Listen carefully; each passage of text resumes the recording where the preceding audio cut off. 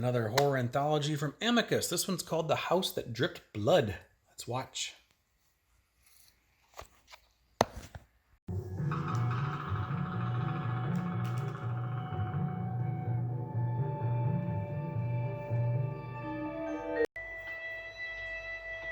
The movie starts with a big house.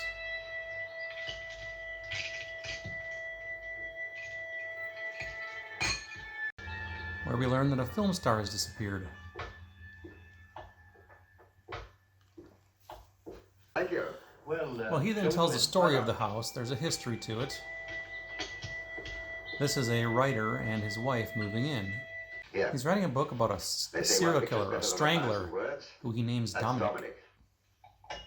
He's the villain in my story. Strange things start happening, and he starts hearing things too.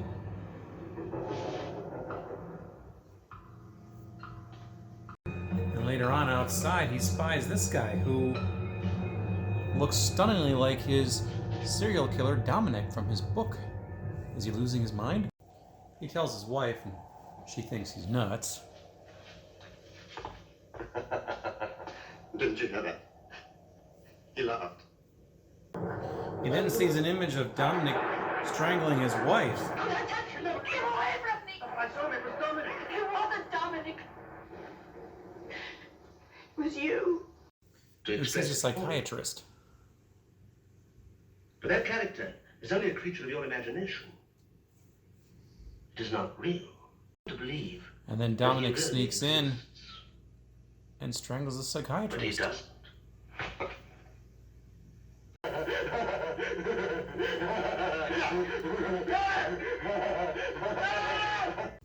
But guess what? While Dominic isn't real, she's cheating on him with this guy who's pretending to be Dominic. Darling, I knew the plan would work. The cops call her and tell her what The happened. police say they found Dr. Andrews' body.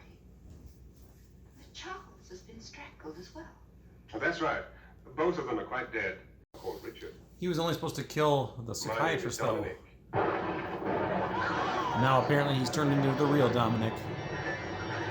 And that's how this story ends. Which leads to the second story. You're retired, aren't you? Mr. Grayson Yes. moves into the house, played by Peter Cushing. Yes. Oh, I see. Grayson goes into town and sees a wax museum, a horror wax museum. It seems like that reminds him of someone. I found her one day holding an axe. And nearby, the body of my dearest friend. It was the state that murdered her. His friend Neville comes to visit. We're not winners, you and I. Anyway, it was a long time ago. He takes Neville to the wax museum also, and like him, he seems to be obsessed with this woman too. It's stuffy in here. I can't leave here. I've got to go back to that place. Don't go there. You stay where you are. I'll be right over. Now that guy is his friend. I told you that my wife was guillotined because she'd murdered my best friend. Well, it was I who killed him and made sure that she was found near him. Well, then he goes after Peter Cushing.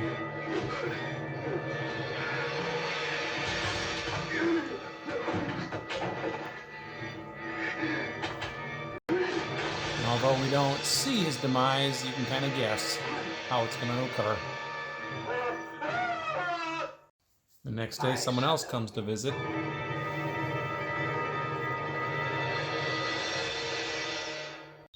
Which takes us to the third story with Christopher Lee, Coming up. a Mr. Reed who has moved into this house. With a bit of rearranging, make a playroom for your daughter. What a very lovely child she is. Yes. Jane? He hires a private teacher, Anne, for his Miss child, Jane. Mrs. Norton. I'm a widow. When you telephoned yesterday, you said that you'd been a school teacher. I hate it. Jane is somewhat resistant. Everything's so cozy and cheerful. Well, come on, let's go by the fireplace and have a nice chat. No! I'm afraid your daughter does have problems. You're not interested in taking the position, then? Oh, on the contrary, Mr. Reed. I'm going to stay. You always She's alone, not a Jane. typical child. Have you never had other children to play with? My father doesn't like me to play with children. So all you've had are your toys? My father doesn't want me to play with toys either. So she buys her a doll. She's never had a doll before.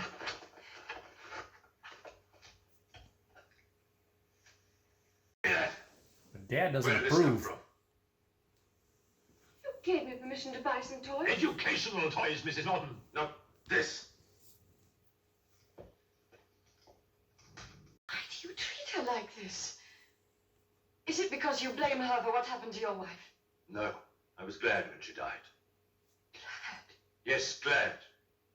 Because by then I found out what she really was. Anne catches her reading a book on witchcraft. Box of candles. Oh, what is wrong? There are only 4 candles here. One is missing. Well, she then goes to her father's razor, takes some of his whiskers,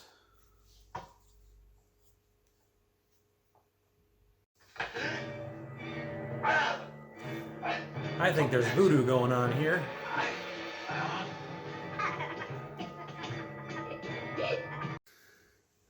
I didn't ever want to tell you. The truth is going to come out. No, I know I've got to. It's because I'm afraid of her. Just as I was afraid of her mother before. Well, the missing candle is the voodoo doll. Jane. And there it goes. Jane! Just like her other doll. Which leads to our 4th and final story. That missing film star from the beginning? There she is. They're making a horror movie. But hardly of that. Call sheet for tomorrow, Mr. Anderson. But our Any star is a similarity jerk. between this model and that set is purely coincidental. That's what's wrong with the present-day horror films. There's no realism. Not like the old ones. Great ones. Frankenstein. I am Von Hartmann. Later on, he wanders into a store to buy a cape for his vampire role. You are a celebrant. I think this may well be what you require.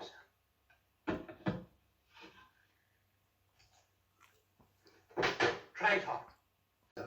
Thank you. So he buys the cape. Thank you. Now I should be able to rest in peace. So on set, he tries on the cape. And check him out in the mirror. Or don't. As they film the scene.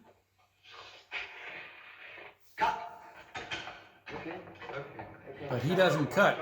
He bites. So apparently when you have this cape on, it turns you into a real vampire. He has fangs, and he can fly. Fire destroys costumery shop. The salvage authorities investigating the cause of the fire are puzzled by the discovery of a coffin buried in the earth of the cellar beneath the shop containing the body of an elderly man. Well, then she tries on the vest, or the cape, I should say. No.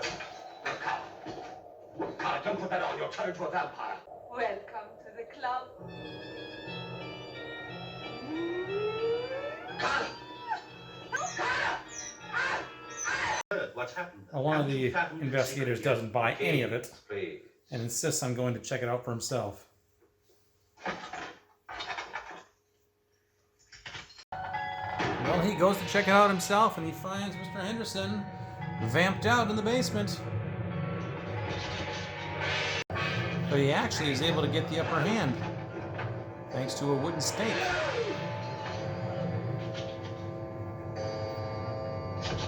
But he did not count on 2 of them.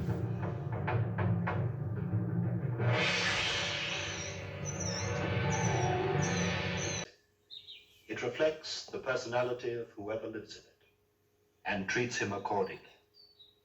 I hope it finds a proper tenant soon. Perhaps you would like it. All right, continuing with the anthologies that I'm watching this week. House of Drip Blood, another Amicus movie. They also put out Tales of the Crypt, Asylum, Vault of Horror, and a few others.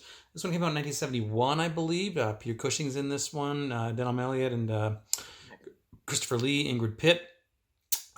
Basically 4 stories here that all revolve around this house. Apparently a film star has gone missing there, and the police are investigating it. And one cop explains to the other cop the history of the house, which is basically our 4 stories. The first one is about a writer who was there, and he was writing a book about a strangler, a serial killer, and he ended up dying from the hands of that serial killer. It was like a plot by his wife to make him go crazy, but didn't work. He died, and then the strangler who was working with the wife killed the wife.